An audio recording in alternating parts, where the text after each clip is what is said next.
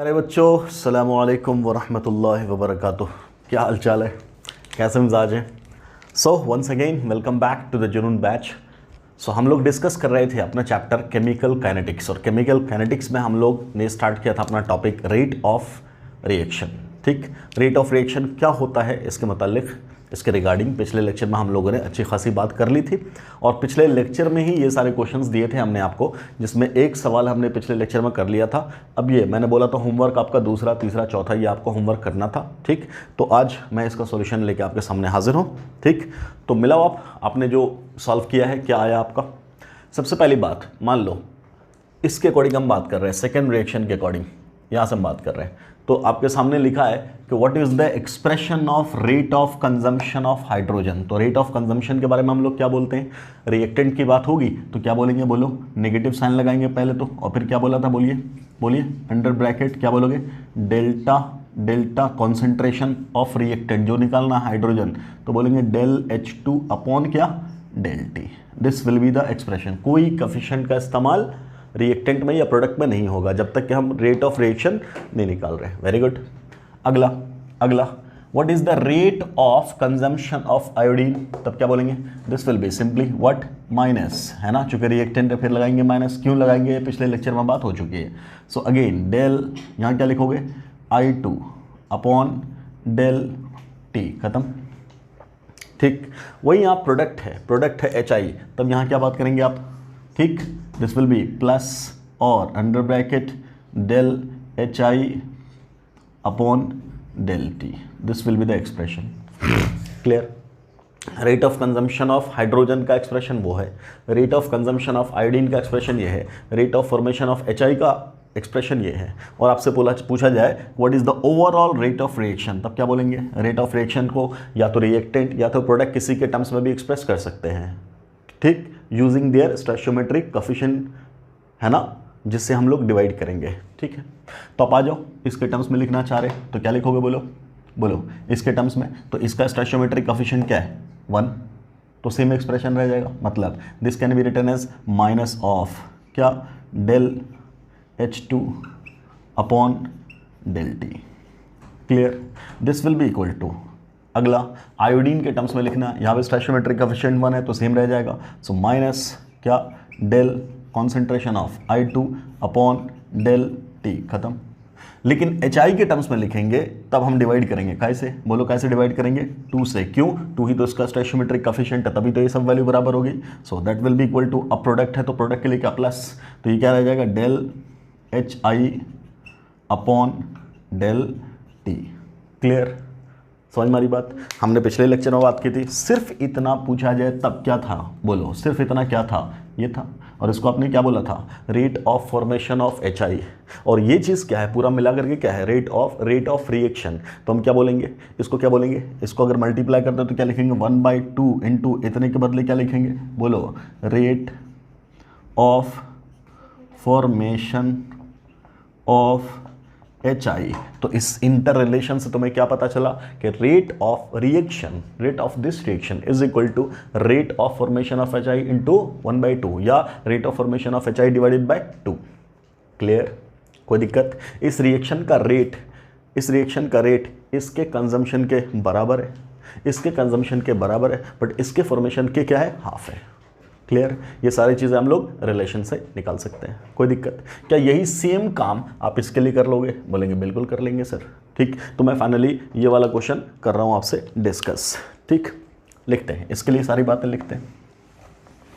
चलो, oh sorry, ये था क्या था ये, 2A + 3B था शायद, हाँ ये क्वेश्चन था 2A + 3B giving 4C + 5D, ऐसा है ना। चलिए ये है, ठीक है। तो अगर हम इसके लिए बात करें, सब कुछ जो लिखा हुआ है उसको एज इट इज़ रहने देते हैं। सिर्फ क्या, यहाँ से HI ख़त्म हो जाएगा, I2 ख़त्म हो जाएगा, और बोलो H2 ख़त्म हो जाएगा। ठीक है, तो किसके बारे में बात करेंगे, पहली चीज़ what is the rate of consumption of A। ठीक, ये लिख देंगे। What is the rate of consumption of B, ये दोनों रिएक्टेंट है आपका। What is the rate of formation of C, और ये लिख देंगे rate of formation of D. पहले तो इन चारों का लिखो एक्सप्रेशन, क्या लिखेंगे आप सीधा सीधा बोलिए, ए के टर्म्स में। ये रिएक्टेंट है तो माइनस ले लिया बाहर, अंडर ब्रैकेट क्या लिखोगे, del concentration of A divided by del T, ये तरीका होता अपना। क्लियर, ठीक है। बी के बारे में बोलेंगे, फिर ये रिएक्टेंट है नेगेटिव, अंदर क्या del concentration of B divided by del T. C क्या अपना प्रोडक्ट है तो यहाँ बाहर में क्या आएगा पॉजिटिव, ठीक, और यहाँ क्या लिखोगे del C divided by del T, खत्म।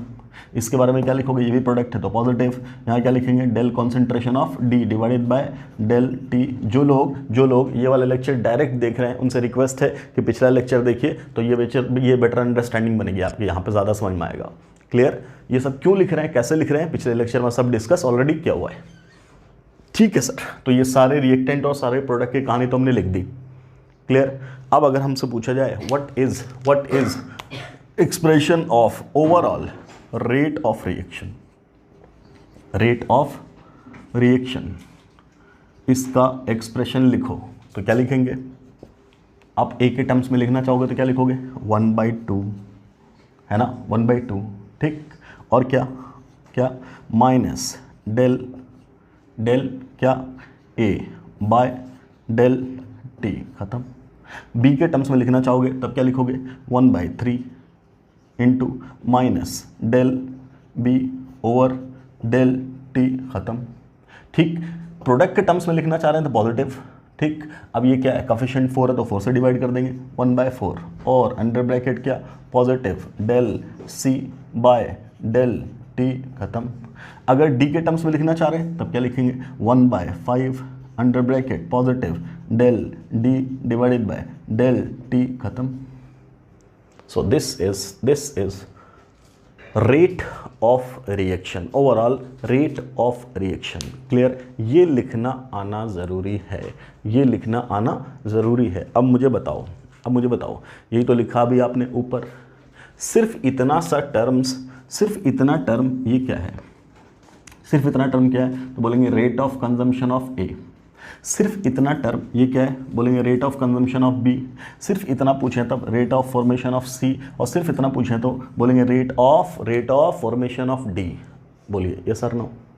क्लियर, मान लो आपको इन दोनों का पेयर बना के सवाल पूछा, इन दोनों का पेयर बना दिया और सवाल पूछा, और क्या बोला आपसे कि अगर rate of consumption of B, इसकी वैल्यू बोल दिया x। क्लियर, तो आपसे पूछ रहा है बताओ इसके कंजम्पशन की वैल्यू क्या होगी। सवाल पूछा पहला, if rate of consumption of B is x then find out rate of consumption of A. और चलो साथ साथ ये भी पूछ लिया what is the rate of formation of C as well as what is the rate of formation of D. Clear, ये interlinking सवाल पूछ दिया। आप ऐसे सवाल के लिए सीधा पहले रेट ऑफ रिएक्शन का एक्सप्रेशन लिखा करो, लिख दिया। ये लिखने के बाद जो पूछा है उसको कंपेयर कर दो। मान लो पहला सवाल आपसे क्या पूछा, पहला सवाल पूछा किसके बीच में, ए और बी के बीच में। क्लियर, अब मुझे बताइए क्या दे रखा है आपको दे रखा है क्या एक्स क्या दिया हुआ है, rate of consumption of B. इसका मतलब ये वैल्यू दे रखी है कि नहीं, आपको इतनी वैल्यू दे रखी है क्या एक्स, तो बस इसके अंदर पुट कर दो 1/3 इंटू एक्स। क्लियर, यही तो है, ठीक। और क्या पूछा है, ये पूछा है, सिर्फ ये पूछा है, तो ये वाला 2 कहाँ चला जाएगा ऊपर। क्लियर, समझ मारी बात, समझ मारी। अरे इसको मैं लिख सकता हूँ ना 1/2 इंटू क्या, इसका एक्सप्रेशन क्या है, rate of consumption of A is equal to इतना, तो सिर्फ बोल दे rate of consumption of A, तो ये 2 कहाँ चला जाएगा ऊपर, तो आंसर क्या आएगा 2/3 इंटू एक्स आंसर। ये sir no, can we write it. Clear है, ऐसे सॉल्व करेंगे बेटा, ठीक। उसी तरीके से बोला कि भाई सब ये बता दो see what is the value of rate of formation of C. अगर rate of formation of C आपसे पूछा तब आप इसी रिलेशन से कैसे कर लोगे सॉल्व। तब देखो मान लो ये पूछा आपसे, क्या बोलेंगे साहब, क्या दे करके क्या पूछा है, बी दे दिया है और सी पूछा है, कोई बात नहीं हम इन दोनों का पेयर बना देंगे, है कि नहीं। बी के बारे में क्या है एक्स, तो बोलेंगे इतना सा पार्ट क्या है एक्स, इतना सा पार्ट क्या है एक्स, तो क्या लिखोगे तुम, ये एक्स इंटू इतना, तो क्या लिखोगे x/3 इज इक्वल टू, यहाँ क्या है 1/4 4 इंटू ये क्या है, ये क्या है, rate of formation of C, और ये तो पूछा है आपसे, क्या पूछा, rate of formation of C, ऐसा लिखा मैंने शॉर्टकट में, rate of formation of C. Clear, ठीक। तो सिर्फ इतना जब पूछा तो ये 4 कहाँ चला जाएगा, ऊपर, तो आप क्या लिखोगे यहीं से, rate of formation of C will be equal to क्या बेटा, 4x/3, आंसर खत्म, खत्म, सिर्फ इतने में हो जाएगा काम। ये सर नो, क्लियर है, समझ में आ रही बात। सिमिलरली आपसे ये भी सवाल पूछ दिया कि भाई साहब डी का रेट ऑफ फॉर्मेशन बताओ, तो तुम क्या बोलोगे, डी वाला एक्सप्रेशन कहाँ है, बोलेंगे यहाँ है, तो हम क्या लिखेंगे, 1/5 into rate of formation of D बराबर, किससे कंपेयर करोगे, दिया हुआ क्या था, दिया हुआ तो x था, और x क्या था बेटा, इतना था, तो तुम क्या लिखोगे, 1/3 इंटू एक्स, और आपको निकालना सिर्फ ये, तो क्या बोलेंगे, rate of formation of D will be equal to क्या, बोलो बोलो 5x/3, answer. I hope all of these facts are clear. कैसे कैसे प्रॉब्लम को हम लोग सॉल्व करेंगे, किस किस फॉर्मेट में क्वेश्चन दिया रहेगा और आपको कैसे डील करना है, आई होप कि आप सबको ये बातें क्लियर होंगे। इसी फॉर्मेट में क्वेश्चन आना है, हम लोगों ने सारी बात पकड़ लिया, हमने एक बार रेट ऑफ रिएक्शन का एक्सप्रेशन सबके टर्म्स में लिखना सीख दिया, तो फिर किसी का किसी के टर्म्स में सवाल पूछ दे, आप इजीली यहीं से उठाओगे, पुट कर दोगे data and you will get the answer. Clear है, क्या इतना कॉन्सेप्ट सबको क्लियर है, ठीक। पिछला लेक्चर मैंने बोला था एक बार रिवाइज करके देखने के लिए, और अब इस लेक्चर पे आप आए हो, तो अगर ये लेक्चर क्लियर है, यहाँ तक की बात क्लियर है, रेट ऑफ रिएक्शन में इतनी बात क्लियर, आगे तो बोलेंगे एवरेज रेट क्या होता, इंस्टेंटेनियस रेट क्या होता है ना, डिफरेंशियल रेट लॉ क्या होता, हम वो सब भी लिखेंगे, लेकिन पहले इतना लिखना आना चाहिए। क्या इतना लिखना आ गया? अगर इतना लिखना आ गया तो इससे रिलेटेड जो क्वेश्चंस मैंने आपसे बोला था प्रीवियस ईयर में नीट में पूछे गए, एक एक करके हम उसको सॉल्व करेंगे। क्या इतना सबका क्लियर है? तो जल्दी से इसको छापो, जल्दी से इसको छापो, नोट करो, और फिर मैं फटाफट सवाल आपको एक एक करके लिखाता हूँ और आप उसको सॉल्व कर, जल्दी इसको नोट कर। चलिए सर, ये 2 सवाल है पहले आपके सामने, फिर मैं और सवाल लिखूंगा, जगह कम है, 2 करके करते हैं हम लोग। सो पहला क्वेश्चन आपके सामने, for the reaction N2 + 3H2 giving 2NH3 the correct option is, 4 option दे रखे हैं आपके सामने, मतलब सिंपली रिलेशन दे रखा है ना, हाइड्रोजन, नाइट्रोजन और अमोनिया के बीच में, ठीक है। हम उसको ढूंढ लेंगे कौन सा आंसर करेक्ट है, और बात की बात है। पहले अपने तरीके से करेंगे, क्या तरीका है, तो सबसे पहले मैंने क्या बताया आपको, रेट ऑफ रिएक्शन लिखना सीखो। इस रिएक्शन का रेट ऑफ रिएक्शन ये क्या होगा, तो क्या बोल रहे, नाइट्रोजन का कोफिशिएंट 1, तो क्या लिख देंगे सीधा। अब देखो एक बात, अभी हम लोगों ने डेल्टा लिखा ना, यहाँ लिखा हुआ डी का मतलब क्या, इंस्टेंटेनियस है ना। जब डेल्टा वाले को limit delta t tends to 0 लिखते हैं तो हम लोग क्या बोलते थे, एवरेज क्या बन जाता, इंस्टेंटेनियस। तो D रिप्रेजेंट्स इंस्टेंटेनियस रेट, कोई बात नहीं, बात तो वही है, ओके। तो क्या लिख रहे हैं हम लोग, D के टर्म्स में लिख देंगे तो क्या बोलेंगे, बोलो -dN2/dt। क्लियर, खत्म, ओके। हाइड्रोजन ये भी रिएक्टेंट है तो ये भी माइनस, बट ये क्या 1/3, क्या बोलो dH2/dt, और ये है पॉजिटिव, तो ये पॉजिटिव है तो क्या लिखोगे तुम, 1/2 dNH3/dt। बस अपना काम ये खत्म, हम यहीं से निकाल लेंगे कि क्या सही क्या गलत, ठीक है। पहले बोला हाइड्रोजन और अमोनिया के बीच में रिलेशन, बोलो हाइड्रोजन और अमोनिया के बीच में रिलेशन देख लो तुम, ये -1/3 या -1/3, ठीक है। यहाँ बोला क्या, ये सब कुछ ठीक था, बस माइनस इसने लगा दिया, ये गड़बड़ हो गया, क्यों, क्योंकि भैया प्रोडक्ट है तो प्लस बनेगा, तो पहला वाला ए वाला ऑप्शन गया। दूसरा चेक कर, ये -D नाइट्रोजन और अमोनिया, आराम से नाइट्रोजन या -dN2/dt बिल्कुल ठीक है। अमोनिया में क्या लगा दिया, यहाँ 2 ऊपर ले लिया, ये भी गलत है ना, 2 से क्या डिवाइड, ठीक। तीसरा चेक कर, -dN2/dt, और यहाँ क्या है, बोलो 1/2, बिल्कुल ठीक। इन दोनों को मिला के देखो, बिल्कुल ठीक है, ठीक। इसके अकॉर्डिंग क्या है आपका, C. So C is your correct answer. Clear, C is your correct answer. कोई दिक्कत बोलिए, एनी डाउट यहाँ से, कोई इशू है, नो सर, ठीक। अच्छा, डी वाला क्यों गलत है, हाइड्रोजन और अमोनिया बोला, ठीक है, हाइड्रोजन यहाँ है ना, तो क्या हो जाएगा, सोच के देखो, 3 वहाँ मल्टीप्लाई हो जाए, 2 यहाँ मल्टीप्लाई हो जाए, तो क्या दिक्कत है, हाइड्रोजन के साथ क्या हो जाए मल्टीप्लाई, 3, नहीं गलत हो गया पहले ही, है ना, तो डी होगा ही नहीं, तो अपना ऑप्शन कौन सा है, सी। क्या इतना क्लियर है, समझ में आया? तो अगर आप रेट का एक्सप्रेशन लिखना सीख गए तो आपको क्वेश्चन कैसे भी घुमा के दे आप निकाल ही लोगे। तो ये तो पहचानने के लिए बोला सीधा, यहाँ न्यूमेरिकल उठा करके दे दिया, कोई बात नहीं, हम सॉल्व कर लेंगे न्यूमेरिकल, क्या प्रॉब्लम है, ठीक। पहले इस रिएक्शन के लिए, N2O5 वाले रिएक्शन के लिए बोलो रेट का एक्सप्रेशन हम लोग क्या लिखें।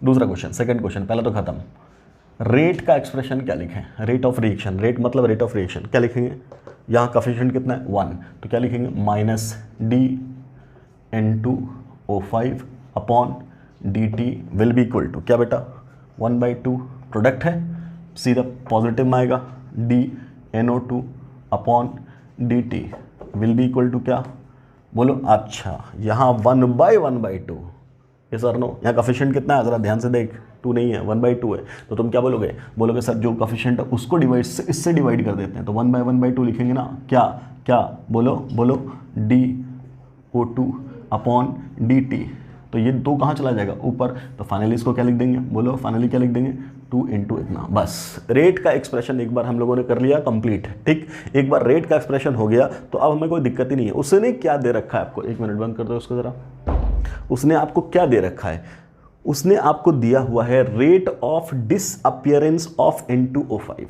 N2O5 का डिसअपियरेंस उसने दे दिया। ठीक, और आपसे पूछा इसका रेट ऑफ फॉर्मेशन और इसका रेट ऑफ फॉर्मेशन बताओ, कोई दिक्कत नहीं, ज़रा सा यहाँ देख करके बोलो, N2O5 की वैल्यू दे दी, यही तो एक्सप्रेशन, यही तो दे दिया आपको, वेरी गुड, दे दिया सर। इसकी वैल्यू क्या दिया सर, बोलो क्या दिया, हम अभी x मान लेते हैं, उसके बाद आप सॉल्व कर लेना वहाँ से, मान लियो ये x है, ये मान लो x है, कोई दिक्कत नहीं। अब आराम से मुझे बताओ रेट ऑफ फॉर्मेशन ऑफ क्या क्या NO2 बताओ क्या होगा, NO2 का एक्सप्रेशन क्या लिखोगे तुम, तो क्या बोलेंगे sir rate of formation of NO2, सिर्फ इतना सा लिखेंगे, हमें इस हाफ से कोई मतलब नहीं है, बोले ये सर नो, क्या लिखेंगे आराम से क्या लिखेंगे DNO2 अपॉन dt, ये तो लिखेंगे, कोई दिक्कत। अब आराम से क्या बोलोगे, ये दोनों आपस में बराबर है, और अगर ये x है बेटा तो ये वैल्यू सिर्फ क्या हो जाएगी, तो बोलेंगे सर 2x, क्या हो जाएगा 2x, बस। अब x की वैल्यू पुट कर दो, x की वैल्यू क्या है, जो इसका रेट ऑफ डिसअपियरेंस दिया, क्या दे रखा है डिसअपियरेंस, बोलो 6.25 × 10⁻³ पुट कर दो, 2 × 6.25 × 10⁻³ मल्टीप्लाई कर दोगे तो वैल्यू क्या मिल जाएगी, 2 पंचे 10, 2 दूना 4 1 5 और 2 छके 12, यही ना, इतना हो गया। ठीक, डेसिमल 2 डिजिट के बाद यहाँ पे रख दिया, इंटू 10 की पावर क्या -3, इसको लिख सकते हैं 1.25 × 10 की पावर क्या -2, खत्म, मिल गया, बिल्कुल मिल गया सर। बोलो ये किसका मिल गया, NO2 का, NO2 की वैल्यू तो मिल गई सर, NO2 की वैल्यू मिल गई। अब हम बात करेंगे ऑक्सीजन की, है ना, रेट ऑफ फॉर्मेशन ऑफ क्या, ऑफ ऑक्सीजन, O2 लिख दे रहा हूँ मैं, क्या लिख दे बोलो, ऑक्सीजन का रेट ऑफ फॉर्मेशन क्या है, सिर्फ इतना सा, हमें इससे तो मतलब ही नहीं है, बोलेंगे यस सर, क्लियर, वही तो निकालना है, मतलब आपको क्या निकालना है, DO2 अपॉन dt, अरे अभी तो किया हो ना ये सब, यस सर, ओके, क्या लिख दें बोलो बेटा, सिर्फ इतना लिखना। अब आराम से किसके टर्म्स में, इसके टर्म्स में, इतना बराबर इसके, तो सिर्फ ये बराबर क्या, तो बोलेंगे यहाँ जो भी है उसका डिवाइडेड बाई 2, तो यहाँ क्या है x, तो क्या बोलेंगे अब क्या करना है, x/2, so put the value of x की वैल्यू कितनी थी, बोलो 6.25 × 10⁻³ डिवाइडेड बाय कितना 2, तो वैल्यू निकालने कितना आ रहा है, 2 से डिवाइड कर, तो 2 × 6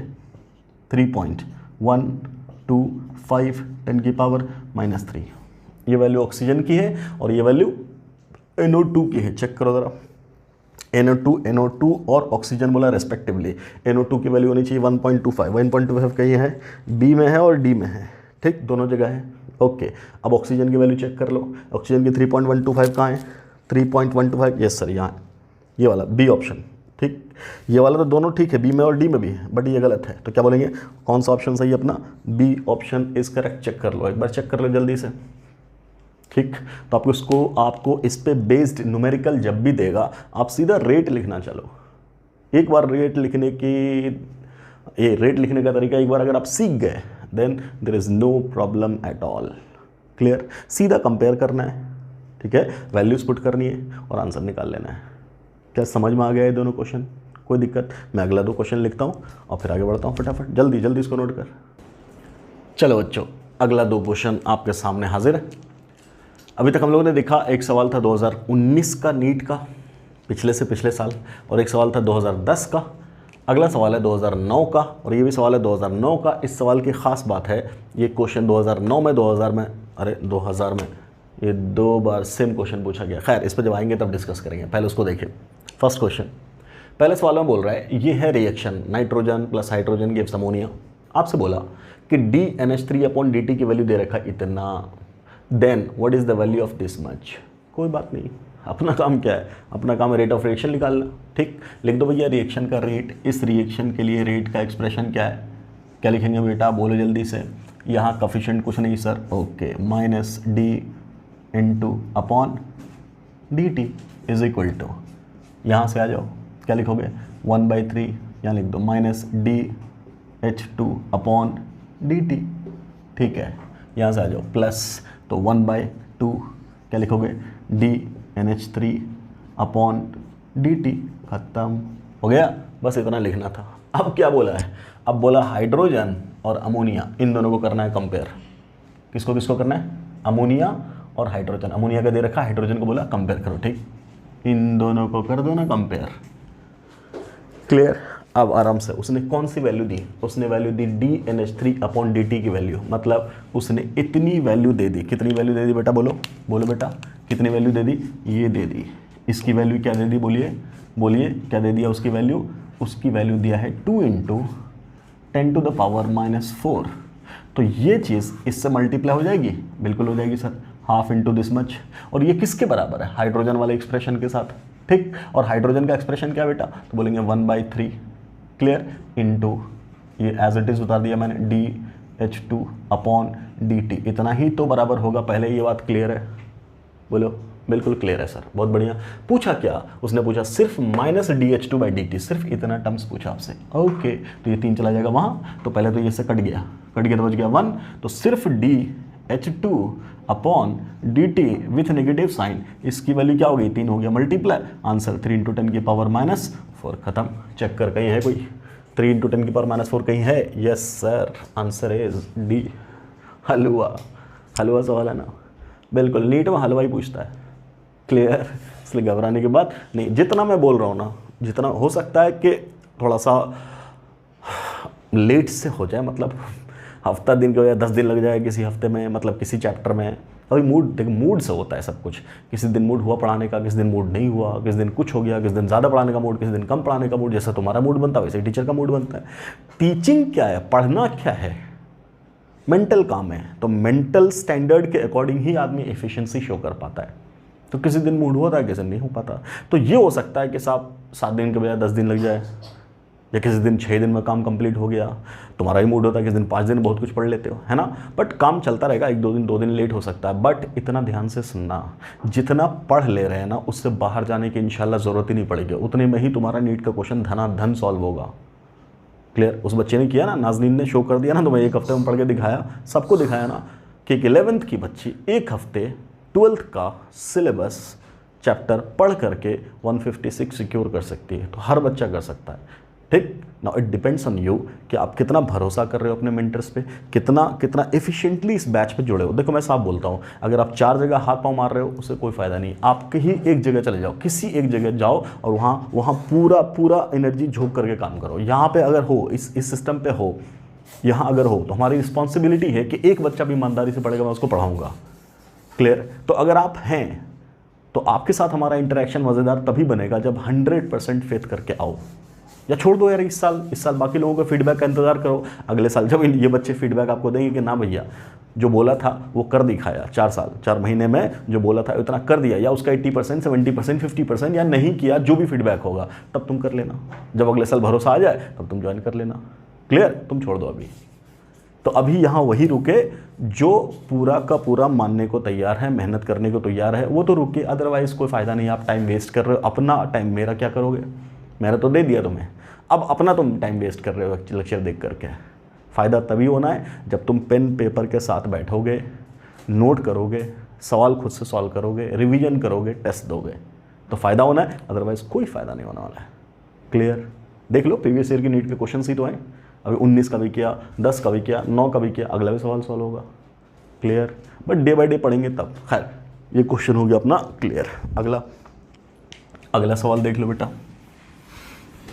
अगला क्वेश्चन देखिए, अगले सवाल में मैंने क्या बोला आपसे, अगला क्वेश्चन में क्या खास बात है, ये क्वेश्चन पूछा गया है नीट 2009 में। ये क्वेश्चन कब पूछा गया, नीट 2009 में, और इसी से पहले ये सन 2000 में भी पूछा गया, 2009 में भी पूछा गया और 2000 में भी पूछा गया, और सेम सवाल सेम ऑप्शंस भी हैं। शायद मैं आपको दिखाने की कोशिश करता हूँ। देखो ये है, ये था क्वेश्चन नंबर दिस मच, ये है, ये देखो, ये 2009 में पूछा, ठीक, सेम सवाल ऐसा, ऑप्शंस देख लीजिए, और यही सवाल इधर 2000 में पूछा, सेम सवाल यहाँ देख लो, और लगभग ऑप्शंस भी बिल्कुल क्या है, अरे बिल्कुल ही सेम है बबुआ, बिल्कुल ही सेम है, लगभग बिल्कुल ही सेम। क्लियर, रिपीटेड क्वेश्चन, तो क्या पता चला, नीट का सवाल नीट नहीं रिपीट कर दिया बेटा, इसलिए स्टैंडर्ड समझ में आ रहा होगा तुमको। करना क्या है, चुपचाप मान के पढ़ना है, काम हो जाएगा। क्लियर, चलिए तो खैर करते हैं सवाल करते हैं पहले। तो सवाल में क्या बोल रहा है, सवाल में आपसे बोल रहा है कि in the reaction, what is the reaction, this is the rate of disappearance of Br2 is related to rate of disappearance of Br minus. एक तो Br2 उठा लो, एक Br माइनस उठा लो, खत्म। हम काय को सब कुछ लिखें, काय को लिखें, हम रेट इसी दोनों के टर्म्स में लिख देंगे। लिखो भैया, रेट हम सबके टर्म्स में लिख सकते हैं ना, काय को, सवाल तो इन दोनों के बीच में है, ठीक, लिख दो। इसके टर्म्स में क्या लिखोगे, बोलो 1/5 under bracket minus D Br minus upon dt। Clear, ये माइनस क्यों लिखा, बिकॉज ये रिएक्टेंट साइड था। यहाँ लिखेंगे प्लस इज इक्वल टू, कितने के बराबर होगा बेटा, बोलो 1/3 प्लस, है ना, क्या, D Br2 upon dt, plus लिखो ना लिखो कोई फर्क नहीं पड़ता। ये एक्सप्रेशन आ गया इन दोनों के बीच में रिलेशनशिप निकालने के लिए। अब तुमसे सवाल क्या बोला कि इसके बीच में रिलेशन बताओ, ओके, तो एक रिलेशन तो यही है भैया, एक रिलेशन तो यही है, सब में भी, अच्छा Br2 लेफ्ट साइड ले लिए, कोई बात नहीं, ठीक, तो एक रिलेशन तो यही है, क्या बोलो इतना बराबर इतना। दूसरा रिलेशन क्या निकल जाएगा, बोलो डी Br2 अपॉन dt। हर ऑप्शन में यही बोला ना, फ्री कर दिया, ओके, फ्री कर दिया, तो ये 3 कहाँ जाएगा, ऊपर, और ये क्या 5 आराम से, ये क्या नेगेटिव साइन, तो बोलेंगे -3/5, और अंडर ब्रैकेट क्या लिखोगे, D Br minus upon dt। Check कर लो भैया कहाँ है ये, चेक कर लो, यहाँ नहीं है, यहाँ भी नहीं है, यहाँ भी नहीं, ये लो भाई साहब, ये हो गया, डी इज द आंसर। रखा है कुछ सवाल में, अरे बोलो कुछ सवाल में रखा है क्या भाई साहब, कुछ रखा है, बिल्कुल नहीं सर, बिल्कुल नहीं, कुछ भी सवाल में नहीं रखा हुआ है, ऐसे ही सवाल फटाफट सॉल्व होते चले जाएंगे। क्लियर, अब इसके ऊपर मैं रिपीटेडली जितना क्वेश्चन करा दूँ, कितना टाइम हो गया, 3:45, ओके, ठीक, तो इसके ऊपर जितना क्वेश्चन करा दें बात तो ही रहेगी। क्लियर, तो चलिए, रेट ऑफ रिएक्शन से रिलेटेड अपना पहला मुद्दा यहाँ पे हो गया ख़त्म, जिससे डायरेक्ट, मैंने बोला था आपसे डायरेक्ट सवाल आते हैं, डायरेक्ट। अब इसके बाद हम लोग अगले लेक्चर में एक बात लिखेंगे, क्या, रेट ऑफ, क्या लिखेंगे, मतलब एवरेज रेट और इंस्टेंटेनियस रेट, ये क्या होता है, और अब लिखेंगे डिफरेंशियल रेट लॉ क्या होता है, वहाँ इंट्रोड्यूस करेंगे रेट कांस्टेंट, फिर रेट कांस्टेंट की यूनिट, है ना, और उसी अगले लेक्चर में इंशाल्लाह, अगला लेक्चर हो सकता है लंबा आएगा, 1-1.25 घंटे का, उसमें हमें क्या पढ़ना है, average rate, instantaneous rate, differential rate law, order, molecularity, pseudo first order reaction, मतलब सूडो ऑर्डर रिएक्शन, ये सारी चीज़ें हो सकता है अगले लेक्चर में चलेगा। तो अगले लेक्चर में न्यूमेरिकल्स नहीं आएंगे, अगले लेक्चर में सिर्फ थ्योरी ही चलेगा। तो 1-1.25 घंटे का लेक्चर होगा, अच्छे से एंटरटेन करिएगा।